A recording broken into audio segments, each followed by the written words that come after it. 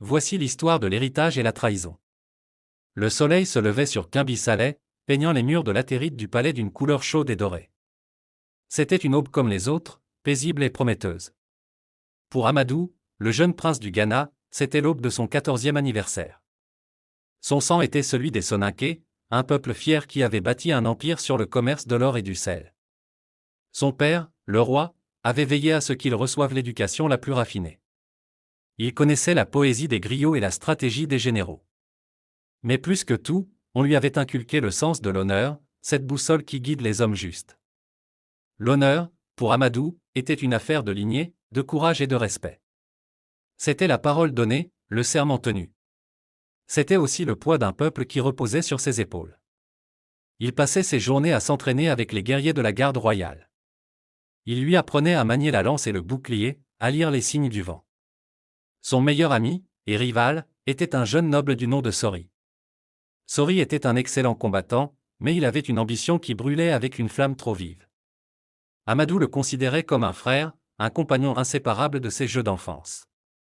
Ce jour-là, le palais bourdonnait d'activité. Un grand banquet était préparé en l'honneur du prince. Les marchands maures et les nomades berbères étaient arrivés pour présenter leur respect. Le palais était une véritable mosaïque de culture, un carrefour d'idées et de richesses. Amadou observait tout cela avec une curiosité sans fin. Mais un nuage sombre planait sur ces festivités. Sori s'était éloigné d'Amadou ces derniers temps. Il avait passé de longues heures à converser avec l'oncle du prince, un homme dont l'ambition était aussi vaste que le désert. Amadou avait senti que quelque chose n'allait pas, mais il avait préféré l'ignorer. Après tout, Sori était son frère de cœur. Le soir, la fête battait son plein. Les musiciens jouaient des mélodies envoûtantes et les danseurs tournaient en cercle gracieux. Le roi se leva pour porter un toast à son fils. Ses paroles étaient remplies d'amour et de fierté. Il annonça qu'Amadou allait bientôt commencer son initiation pour devenir un grand leader. C'est à ce moment-là que l'inimaginable se produisit. Des gardes armés, menés par Sori, firent irruption dans la salle du banquet. Le chaos s'empara du palais. Les cris des invités se mêlaient au cliquetis des armes. Le roi fut immédiatement encerclé par les traîtres. Amadou se précipita vers lui, l'épée à la main. Sori se tenait devant lui, le visage fermé et le regard vide de toute humanité. « C'est une trahison, Amadou, dit-il d'une voix rauque. Ton père n'est plus digne de ce trône. » La dignité d'Amadou, jusque-là une certitude, était mise à l'épreuve. Comment un homme peut-il garder sa dignité face à une telle perfidie? Amadou se battit avec la fureur d'un lion blessé.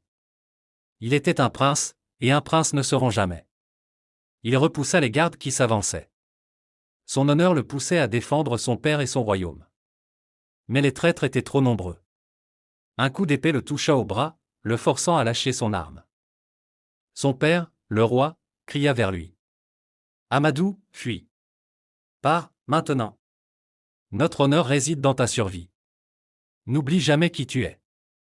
Amadou hésita, mais il vit la détermination dans les yeux de son père. Son père le suppliait de partir, de vivre pour l'honneur de sa lignée.